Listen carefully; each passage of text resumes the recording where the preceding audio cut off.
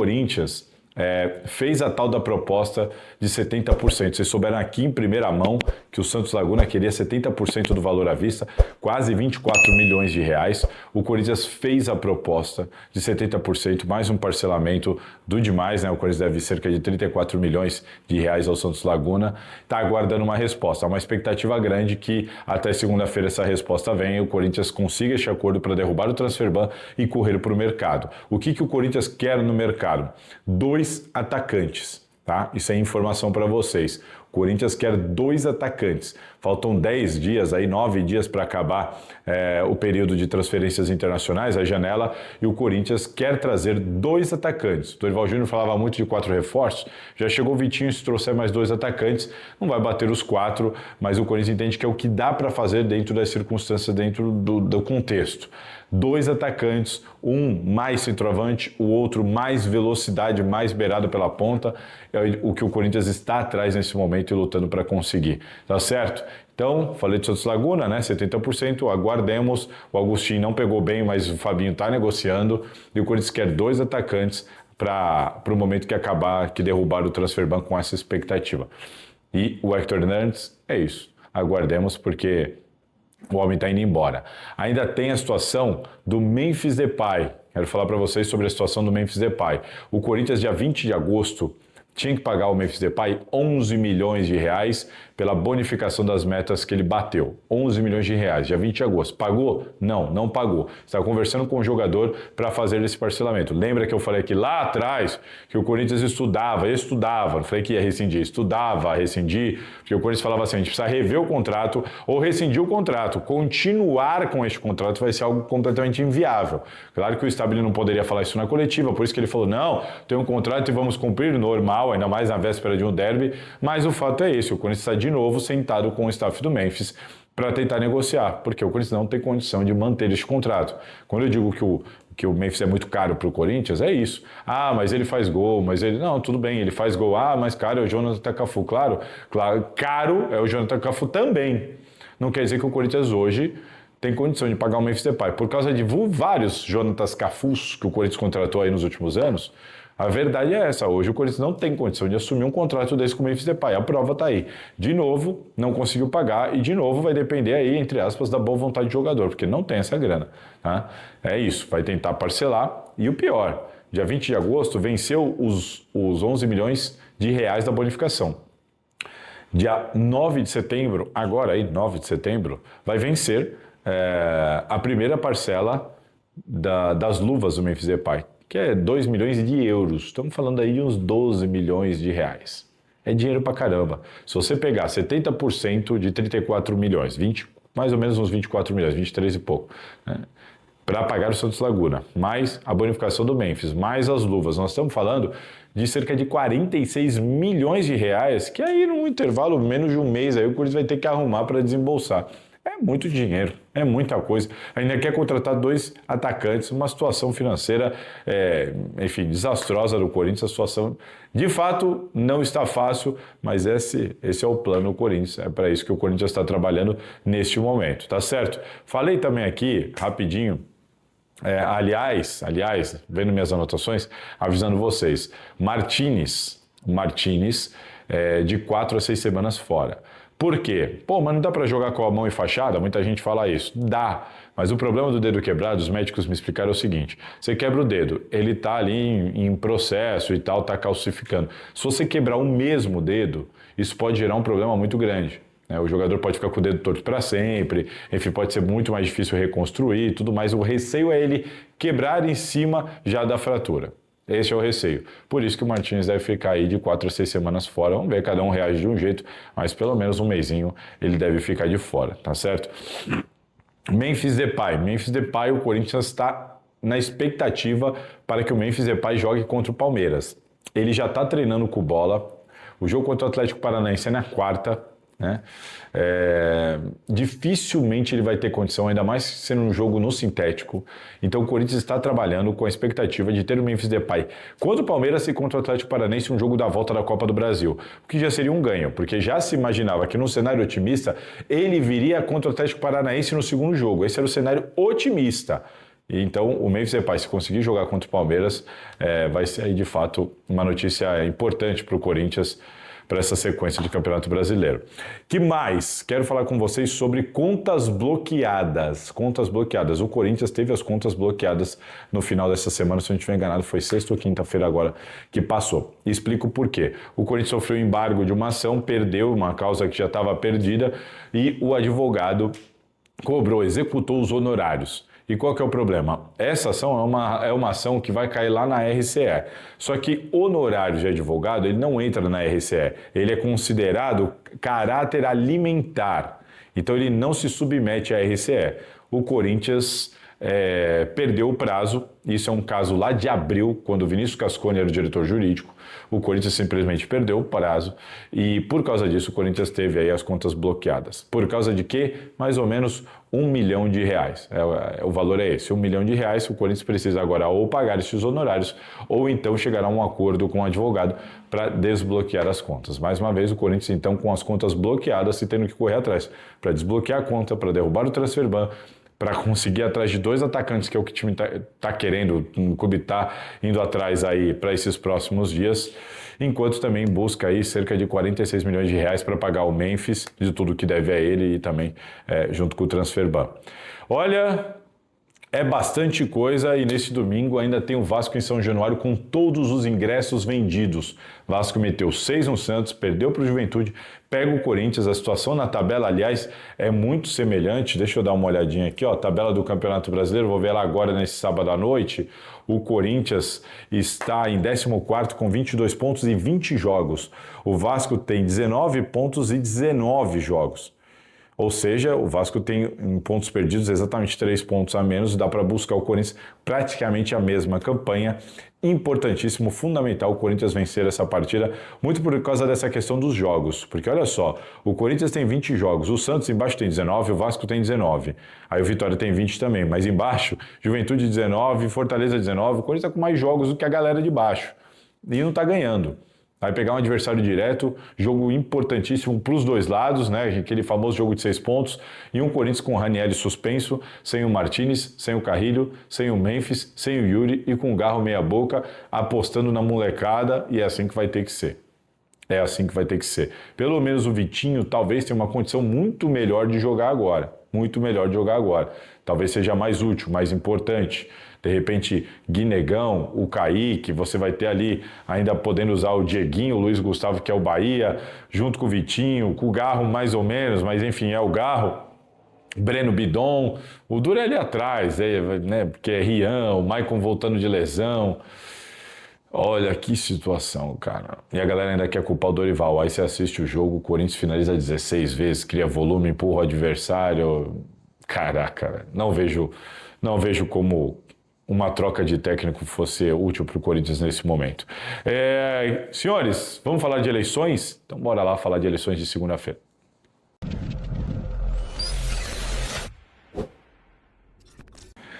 As eleições do Corinthians vão acontecer nesta segunda-feira. Só os conselheiros podem votar e eles vão decidir o presidente para esse 1 ano e 5 meses que temos aí pela frente, até o final de 2026. Esse é o mandato. Osmar Stabile, Antônio Roque Cittadini e André Castro são os candidatos para este curto período. Se o Antônio Roque Cittadini e André Castro vencerem, Osmar Stabile continua como vice-presidente ao lado de Armando Mendonça. Olha a situação. Agora, se Osmar Stabile vencer, tudo continua como está, ele como presidente, Armando Mendonça como vice, não teremos nenhum outro vice nesse momento, só que a situação do clube não deve ser a mesma. Isso eu não tenho nenhuma dúvida. Vocês souberam aqui, em primeira mão, que Alex Brasil, executivo da base, está bastante pressionado. Vocês viram aí a matéria da Gazeta Esportiva, por causa do caso do Cauê, por causa de tudo que ele fez durante a gestão Claudinei e Valmir, e diversas outras situações que aconteceram dentro do Corinthians nos últimos tempos. Tá? Não é de hoje a aproximação dele com o Igor Svenbrucker, que era aquele empresário trazido junto com o Augusto Melo, ele que indicou o Alex para o Corinthians. Foi o Igor que indicou o Alex para o Corinthians. Então, essa situação dele ser indicação do Igor, de tudo que ele fez na base com esse histórico recente aí, não considerado que não foi nada positivo, e agora esse caso do Cauê, deixaram o Alex Brasil bastante pressionado, assim como o Fabinho Soldado.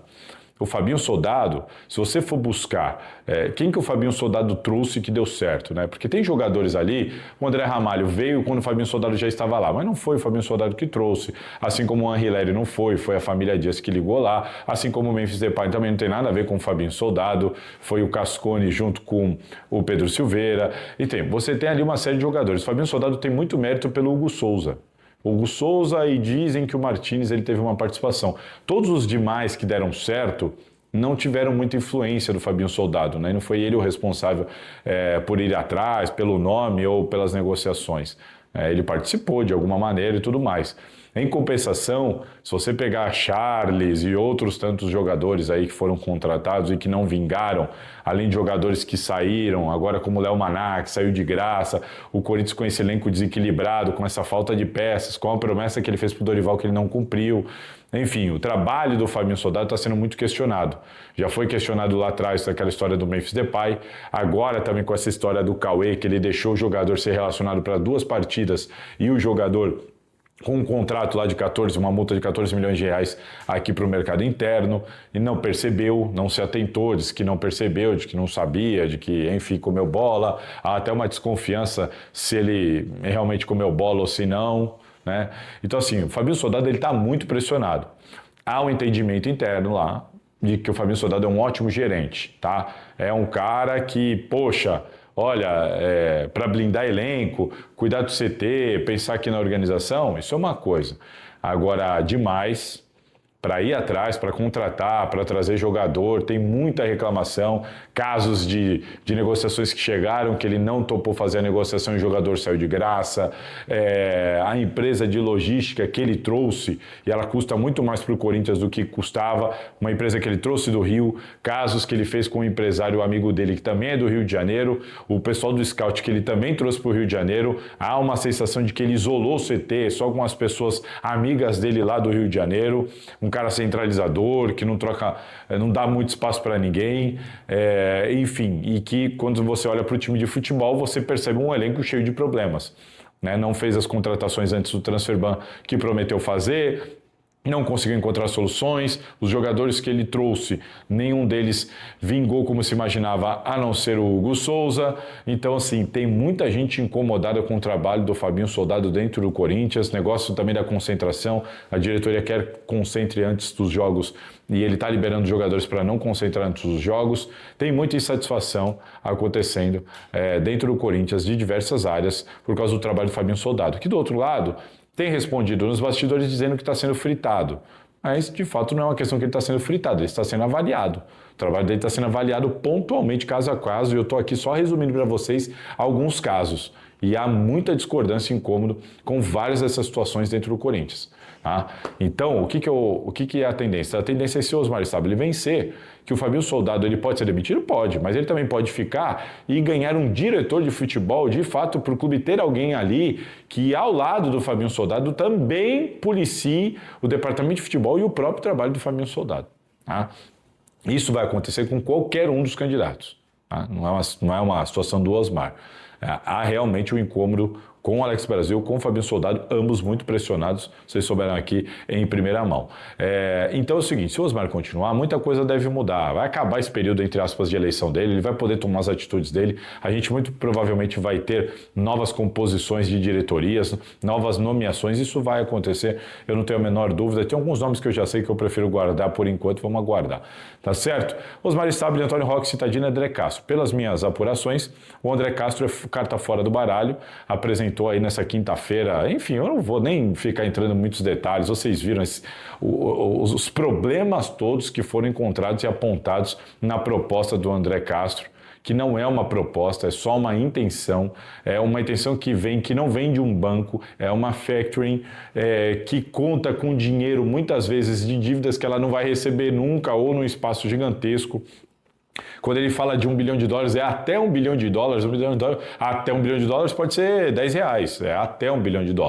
E aí o investimento mínimo, então, ele fala de 500 milhões, sem muito prazo e sem nenhuma certeza e convicção de quando isso vai acontecer. Aquele documento assinado de intenção de ir atrás do mercado, não é que tem US$ 1 bilhão, ir atrás do mercado para dizer que vai tentar conseguir esse dinheiro para trazer para o Corinthians e que tem essa intenção. Intenção, eu também estou cheio de intenção. E nós percebemos aí em buscas simples, vocês já viram aí nas redes sociais, na internet, nos sites, dos tantos e tantos problemas que foram encontrados em cima da empresa, das pessoas envolvidas nessa proposta. O André Castro, que é um cara que foi da 22, saiu da 22, foi para o lado do Augusto, depois saiu do lado do Augusto. Enfim, é isso, gente. É uma proposta, de fato, que não se sustenta e dentro do clube ela tem sido, de fato, ridicularizada. Isso não é uma opinião, tá? Isso é uma informação, isso ela tem sido ridicularizada dentro do clube pelas pessoas. O André Castro não tem a menor chance de vencer essa eleição. Roque Cittadini também? Também. Pelas minhas apurações, Roque Cittadini não deve vencer essas eleições, ao que tudo indica, pelo que eu sei que estão sendo costurados ali nos apoios, a não ser que as pessoas não cumpram com o que estão combinando, o que dentro do que está sendo combinado dentro das chapas, Osmar Stabile deve ganhar aí de barbada. Na outra eleição, para vice-presidente do Conselho, a grande importância da eleição é que o vice-presidente do Conselho será o presidente da Comissão de Ética. O grande favorito é o Leonardo Pantaleão. Por que o Leonardo Pantaleão é o grande favorito? Porque o Leonardo Pantaleão também tem conseguido costurar estes acordos. Eu tenho conversado com as pessoas dentro do clube, as lideranças das chapas, e tenho ouvido que a maior parte das chapas, mais uma boa parte dos vitalícios, deve ir com o Pantaleão. Se isso de fato acontecer, ele também vence essa eleição sem grandes problemas. Se ele não vencer a eleição e o Osmar ganhar lá, ele continua na diretoria, ou na diretoria jurídica ou em outro cargo. Estuda-se também um cargo de secretário-geral para o Pantaleão. Vamos aguardar para ver o que vai acontecer. Mas a tendência é que ele vença e assuma a presidência da Comissão de Ética, que é quem vai apurar todos aqueles casos lá de cartão corporativo, Armando, Rosala, Rubão, Augusto Melo, todos os casos do Augusto Melo. São 26 casos ali e o Pantaleão vem com o objetivo aí, com a ideia, com a promessa de zerar isso aí até o final de 2026. Ele é o favorito, mas vai concorrer aí com o Rodrigo Bittar, que fez um trabalho importante dentro da Comissão de Ética recentemente. Não entrou naquela onda lá, daquela invasão do dia 31 de maio, foi um cara muito sereno naquele momento, ele tem o apoio da Chapa 82, o que é bom, mas é um problema também, né? Eu tenho explicado isso para vocês, isso também não é opinião, é informação. A Chapa 82 dentro do Corinthians, o movimento Corinthians Grande, ele está cada vez mais isolado, ele está crescendo, mas ele está ficando cada vez mais isolado, porque quando eu converso com pessoas de um lado e do outro, que hoje o Corinthians é muito polarizado, entre aquela turma que apoia o Augusto e a turma que foi contra o Augusto, que dentro da turma que foi contra o Augusto, vários se opõem, mas ali se uniram para ir contra o Augusto, né? Quando você conversa com os dois lados nem suportam falar do movimento Corinthians Grande da Chapa 82. O Rodrigo Bittar, ele tem o apoio inteiro da 82, mas isso vai ser suficiente para ele vencer o Leonardo Pantaleão? Aparentemente não. Ele precisa de mais. Ele precisa de muito mais do que isso. Se ele tem mais votos, mas são votos aqui, ali e tal. O grosso da chapa, ainda não, pelo que eu estou sabendo. Então, vamos aguardar. Na eleição tudo pode acontecer, os acordos estão sendo costurados até amanhã é dia. Até segunda-feira é dia, e é isso. E ainda tem o Peterson, né? Eu estou falando aqui, o Peterson Couto Ramos. O Peterson estava na invasão do dia 31 de maio. O Peterson foi quem entrou na justiça para tentar, de várias maneiras, absolver o Augusto Melo e deixar o Augusto Melo na presidência. É um apoiador assíduo do Augusto Melo, é um dos que pode ser punido, até expulso do clube pela invasão no dia 31. E, cara, surpreendentemente, ele quer ser o presidente da Comissão de Ética. É isso. Peterson se colocou como candidato. A turma que apoia Augusto, não todos, mas aquela mais radical, muito liderada pelo Roberto Libanês e tudo mais, estes devem votar no Peterson, que são esses caras que estão nessa luta com o Augusto Melo aí o tempo todo. Esses devem votar no Peterson, mas pelo que eu sei, Isso não dá, é menos do que o mínimo para ele sequer concorrer nessa eleição. A eleição, de fato, parece se concentrar entre Pantaleão e Bittar. A gente vai ter que aguardar para ver no que vai dar. O Pantaleão, neste momento, pelo que eu escutei, como favorito, o Peterson, assim como o André Castro, não deve ter força suficiente para essa briga. E, cara, é inacreditável.